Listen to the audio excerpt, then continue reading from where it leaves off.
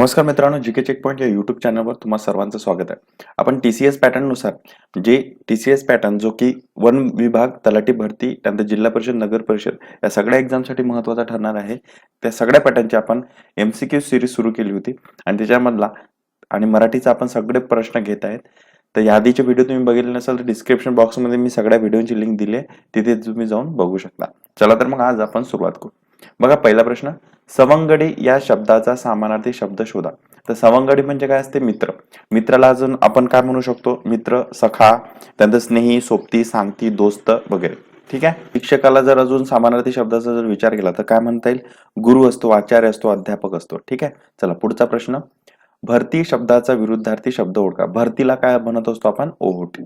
चला पुढचा प्रश्न, प्रश्न क्रमांक 3, तो काम करतो या वाक्याचे स्त्रीलिंगी वाक्य कोणते? तो काम करतो, तर ती काम करते असं होईल. तोच काय होईल? तीच, हे स्त्रीलिंगी होईल. चला पुढचा प्रश्न, हा नदीचा मोठा प्रवाह आहे या वाक्यार्थाला बाधा न आणता या वाक्याचे उद्गारार्थी वाक्य शोधायचं आहे.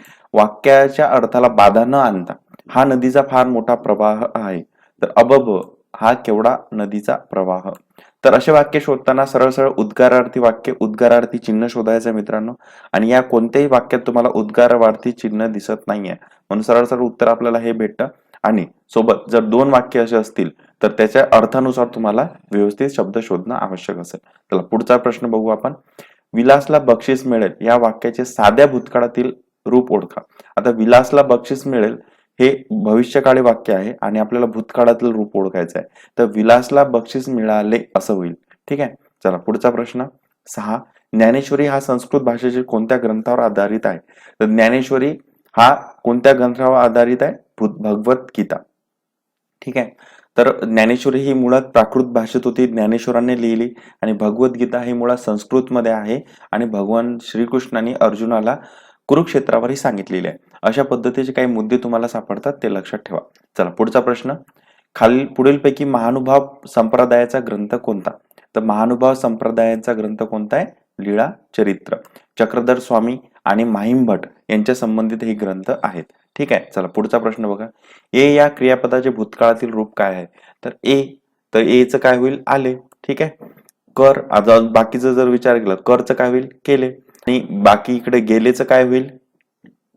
जा. अशा पद्धतीचे काही शब्द तुम्हाला दिसून येतील. पुढचा प्रश्न बघा, प्रश्न क्रमांक 9, सरोज दिल्लीत राहते या वाक्याचा प्रयोग सांगा. सरोज दिल्लीत राहते, प्रयोग ओळखायचा आहे. तर बघा इथं कर्तरी प्रयोग तुम्हाला दिसेल, कारण की जो कर्ता आहे हा कर्ता नेहमी याच्यामध्ये काय असतो? प्रथमात असतो, म्हणून हा काय आहे? कर्तरी प्रयोग.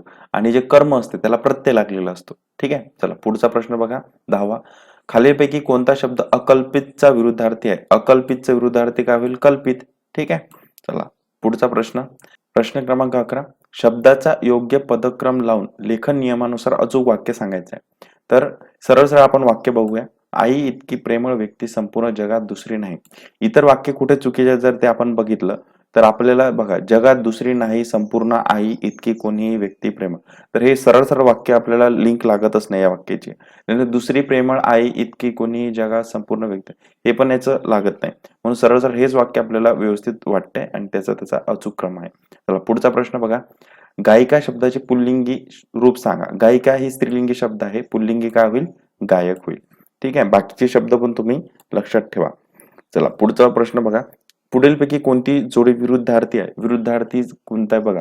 हरित हिरवेगार समानार्थी येतो, मेहनत कष्ट समानार्थी, त्यानंतर विश्वास अविश्वास हा विरुद्धार्थी तुम्हाला दिसतो, धनसंपत्ती हा पण समानार्थी शब्द दिसतो.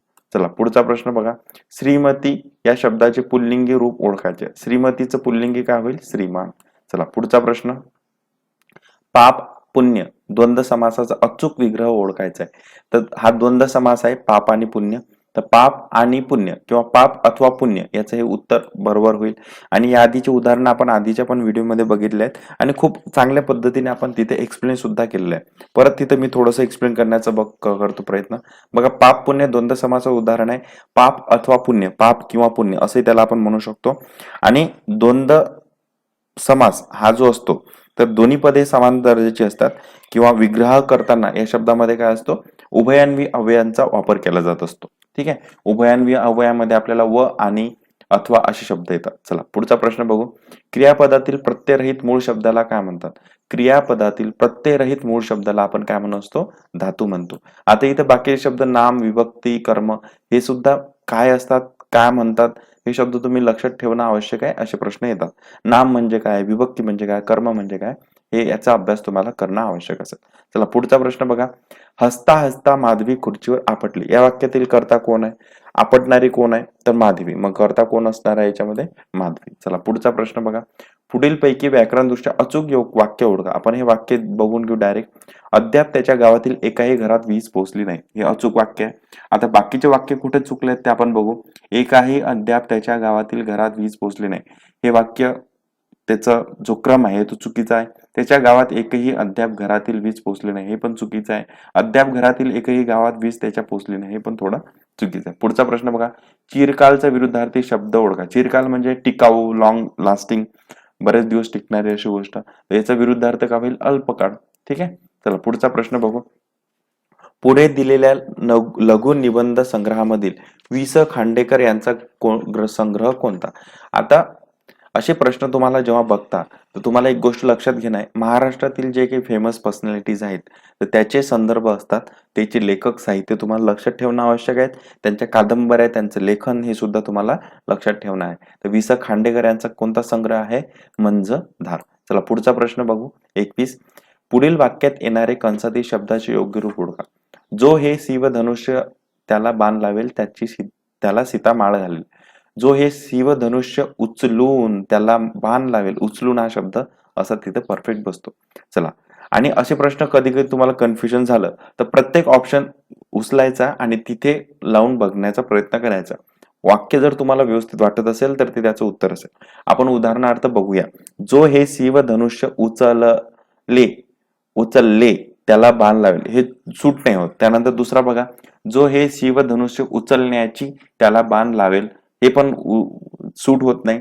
त्यानंतर जो हे शिवधनुष्य उचल त्याला बाण लावेल, हे पण सूट होत नाही. त्यानंतर जो हे शिवधनुष्य उचलून त्याला बाण लावेल, हे बघा एकदम परफेक्ट बसतं. तर तुम्हाला कदाचित कन्फ्युजन झालं तर प्रत्येक ऑप्शन मधला प्रत्येक शब्द उचलायचा आणि त्या पद्धतीने ते वाक्य तयार करण्याचा प्रयत्न करायचा.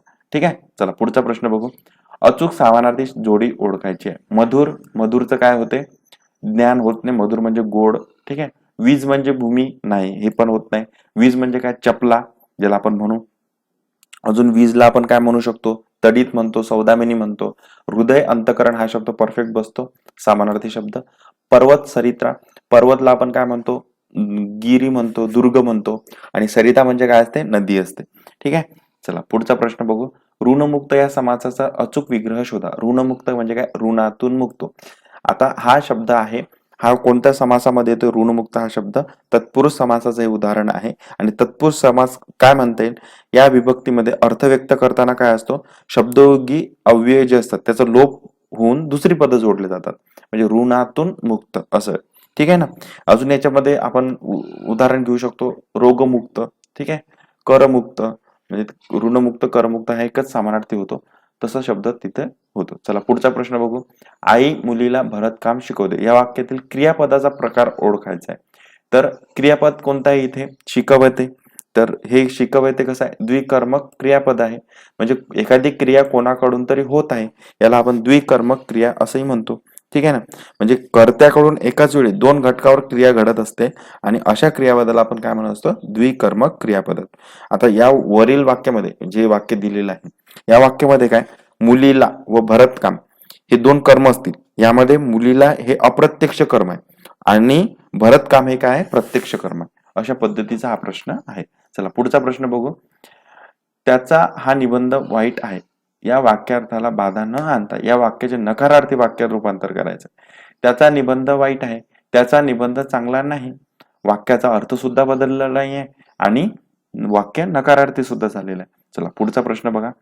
वारकरी संप्रदायातील कोणत्या संतांचे वास्तव पैठण येथे? पैठण इथे कोण आहेत? संत एकनाथ. आता हा व्हिडिओ मी ऑलरेडी टाकलेला आहे आणि मी तुम्हाला म्हटलं होतं की संत एकनाथ, त्यानंतर जे काही संत आहेत त्यांचे साहित्य, त्यांचे लेखन आणि त्यांचं निवासस्थान, या सगळ्या गोष्टींची तुम्हाला माहिती असणं आवश्यक आहे. तसं इथे आहे. संत एकनाथ कोण? पैठणचे होते. ठीक आहे. संत तुकाराम देहूचे होते. नंतर संत जनाबाई कुठच्या होत्या? ह्या गंगाखेडच्या होत्या. संत कानोपात्रा कुठच्या होत्या? मंगलवेढा होत्या. आणि इतर काही संत आहेत, त्या संतांची तुम्हाला माहिती असणं आवश्यक आहे. चला पुढचा प्रश्न बघू आपण. मीनाने सरबत संपवले आहे, हे कोणत्या काळातील वाक्य आहे? तर संपवले आहे म्हणजे क्रिया वर्तमान काळातलीच आहे, पण क्रिया कशी झाली आहे? पूर्ण झालेली आहे, म्हणजे काय? पूर्ण वर्तमान काळ. चला पुढचा प्रश्न बघू. ज्या समासातील दोन्ही पदे अर्थदृष्ट्या समान दर्जाची असतात त्यास कोणता समास असं म्हणतात? आता दोन्ही पदे अर्थदृष्ट्या समान असली पाहिजेत, मग तो समास कोणता असतो? द्वंद्व समास. ठीक आहे ना? अशा पद्धतीचा हा समास दिसतो. आता इतर समास आपण बघून घेऊ. बहुव्रीही समास कशाला म्हणतो आपण? दोन्ही पदे याच्यामध्ये प्रधान नसतात, म्हणजे दोन्ही पदांना याच्यामध्ये महत्व नसते, म्हणजे दोन्ही पदे महत्व नसतात आणि तिसराच घटक महत्वाचा ठरतो, त्याला आपण काय म्हणत असतो? बहुव्रीही समास. त्यानंतर अव्ययीय भाव समास म्हणजे काय? तर अव्ययीय भाव समास म्हणजे असा समास त्याच्यामध्ये पहिलं पद प्रधान असते, तो त्याला आपण काय म्हणतो? अव्ययीय भाव समास. आणि द्विगु समास म्हणजे काय? तर त्याच्यामध्ये हा तर बऱ्याच वेळा आपण ऑलरेडी झालेला आहे. तर द्विगु समास म्हणजे काय? की पहिलं पद हे संख्या विशेषण असते आणि दुसरं पद काय असते? नाम.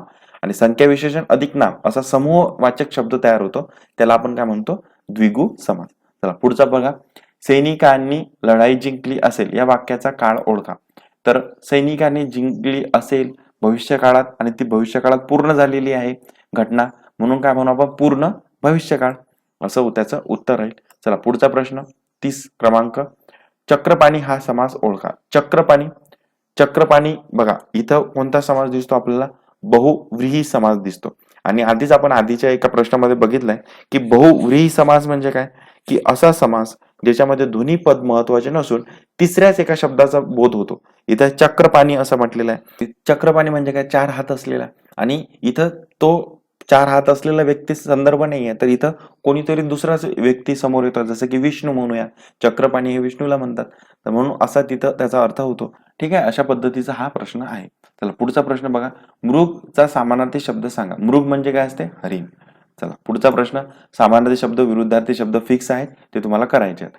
वचनानुसार चुकीची जोडी कोणती ते सांगा. भाषण, भाषणे बरोबर आहे. त्यानंतर पिशवी, पिशवे, पिशवीचं पिशव्या असं होते. चूल, चुली बरोबर आहे. पान, पाने बरोबर आहे. म्हणजे आपल्याला कोणती जोडी चुकीची ओळखायची, म्हणजे उत्तर काय राहील आपलं? ऑप्शन क्रमांक 2. आता बाकीचं बघा. पिशवीचं अनेक वचन काय होत असते? पिशव्या होत असते. आणि जेव्हा आपण भाषण मध्ये काय अकारांत दिलेला आहे, तर अकारांचं नपुंसकलिंगी शब्द आहे, त्याचं अनेक वचन कशामध्ये होत असते? एकारांत मध्ये होते. त्यानंतर अकारांत पर्याय क्रमांक 3 बघा. चूल, चूलचं काय झालेलं आहे? चुली. जेव्हा अकारांत स्त्रीलिंगी शब्द असतो तर त्याचं अनेक वचन होताना काय होत असते? इकारांत मध्ये होत असते. आणि पर्याय क्रमांक 2 बघा. पिशवी, तर इकारांत शब्दाचं अनेक वचन होतात ना, तर त्याला यकारांत लागलेला असतो, म्हणून पिशवीचं काय झालेलं आहे? पिशव्या. ठीक आहे. चला पुढचा प्रश्न बघू आपण. पुढीलपैकी कोणता शब्द अनेक वचनी आहे? गाडी अनेक वचन नाही, भिंत अनेक वचन नाही, दौती, दौतचं काय होईल? दौती अनेक वचनी शब्द आहे. चला पुढचा प्रश्न. सगळे सोयरे हा कोणता समास आहे? सगळे सोयरे हा समाहार द्वंद्व समास आहे. समाहार द्वंद्व समास आपण पाहिलेला आहे की जे शब्दामध्ये दिले आहे तेवढंच अपेक्षित नसता त्याच्यासोबत सुद्धा इतर घटक, असं त्याचा समाहार द्वंद्वचा अर्थ होतो. जसं की या आधीच्या व्हिडिओमध्ये आपण 2-3 उदाहरण बघितले होते. भाजीपाला, चहा, पाणी अशा पद्धतीचे उदाहरण आपण समाहार द्वंद्व समासामध्ये घेऊ शकतो. चला पुढचा प्रश्न. हरीने आज नवीन पुस्तक आणले. याच्यातलं कर्म ओळखायचं आहे. आणले गेलेलं काय आहे? पुस्तक. म्हणजे काय कर्म आहे? पुस्तक. कर्म ओळखताना आपण ली, ले, ला असे शब्द लावतो क्रियापदाला आणि त्याच्यावरून आपल्याला कर्म सापडते. हे आपण ऑलरेडी बऱ्याच व्हिडिओमध्ये बघितलंय. चला पुढचा प्रश्न बघू. अरिष्ट हा अरिष्टचा योग्य अर्थ शोधा. अरिष्ट म्हणजे काय? संकट. समानार्थी शब्द आहे. पुढचा प्रश्न बघा. माणसे हे कोणत्या शब्दाचे अनेक वचन आहे? तर माणसेचं काय असते? माणूस. चला पुढचा प्रश्न. पुढीलपैकी कोणता शब्द जीर्णचा समानार्थी शब्द नाही? जीर्ण म्हणजे काय असते? जुना, जुने झालेलं. तर आपण काय म्हणू? बघा बाकीचे जे ऑप्शन आहेत, जुने, पुराणे, विरलेले, फाटके, तर हे जीर्णचे आहेत. आपल्याला काय विचारलं याच्यामध्ये? नाही असं विचारलंय, तर मग कोणता शब्द येईल? तो जिरे. पुढचा प्रश्न बघा. 39. खालीलपैकी कोणते वाक्य लेखन नियमानुसार अचूक आहे ते लिहा. लेखन नियमानुसार डायरेक्ट सरळ चौथा ऑप्शन बघूया आपण. आहे ती परिस्थिती स्वीकारण्याशिवाय काही उपाय नव्हता. सरळ सरळ आहे, बाकीचे ऑप्शन लिंक होत नाहीत, मागे पुढे आहेत. चला पुढचा प्रश्न बघू. प्राणी संग्रहालयामध्ये लाल डोळ्याचा धिप्पाड वाघ बघितला. या वाक्यातील विशेषण सांगा. तर हे जे वाक्य दिलं याच्यातील आपल्याला विशेषण ओळखायचं आहे. तर विशेषण म्हणजे काय? नामाबद्दल विशेष माहिती सांगणारा शब्द म्हणजे विशेष. मग याच्यामध्ये असा कोणता शब्द दिसतो? लाल आणि धिप्पाड हे नामाबद्दल विशेष माहिती सांगत आहेत. ठीक आहे. चला पुढचा प्रश्न बघा. केळी शब्दाचे एक वचन लिहा. केळीचं काय होईल? केळे. एक वचन लिहायचं आहे. ठीक आहे. पुढचा शब्द बघा. अपूर्वाई या प्रवास वर्णनाचे लेखक सांगा. तर अपूर्वाई कोणी लिहिलंय? पु ल देशपांडे. आणि तुम्हाला माहित आहे महाराष्ट्रात असलेले फेमस व्यक्ती, त्यांची पुस्तकं, त्यांचं निवासस्थान या सगळ्यांची माहिती तुम्हाला ठेवणं आवश्यक आहे. तरच प्रश्न सॉल्व्ह होतील. चला पुढचा प्रश्न बघा. माझ्याच्याने टेकडी चढवते या वाक्याचा प्रयोग ओळखा. चढवते ही गोष्ट शक्य होणारी आहे म्हणजे शक्य कर्मणी प्रयोग असं त्याचं उत्तर आपल्याला सांगता येईल. आणि कर्मणी प्रयोगामध्ये नेमकं काय असते की कर्म हा प्रथमात असतो आणि कर्त्याला प्रत्यय लागलेला असतो म्हणून शक्य कर्मणी प्रयोग आपल्याला इथं दिसतो.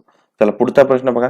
चंद्रकांत शाळेत जात असतो या वाक्याचा काळ ओळखायचा आहे. जात असतो म्हणजे क्रिया वर्तमान काळी आहे आणि क्रिया कशी आहे? रीती दिसते त्याच्यात म्हणून रीती वर्तमान काळ आपल्याला दिसतो. चला पुढे बघा. लिंग वचनानुसार खालीलपैकी चुकीची जोडी ओळखा. वाघ वाघीण बरोबर आहे. गोप गोपी बरोबर आहे. दास दासी बरोबर आहे. काका मामी नसते तर काका काकी असते. अशा पद्धतीचा हा प्रश्न होता. तर पुढचा बघ. आता पुढचा हा जो उतारा दिसतोय, उतारा इझी असतात मित्रांनो, ते तुम्हाला वेळेवर जमतील. तुम्हाला व्यवस्थित वाचायचं आहे. आधी उतारा वाचा मग प्रश्न सोडवा. कारण प्रश्न वाचून उतारा मध्ये बराच वेळ जातो. तर आधी उतारा शांततेने वाचा मग प्रश्न सोडवा. तुम्हाला प्रश्न टॅकल होतात. या आधीची व्हिडिओ तुम्ही बघितले नसेल नक्की बघा. सबस्क्राईब केलं नसेल तर नक्की करा आणि चॅनलला लाईक करा आणि तुमच्या मित्रांना सुद्धा शेअर करा. भेटूया पुढच्या व्हिडिओमध्ये. धन्यवाद.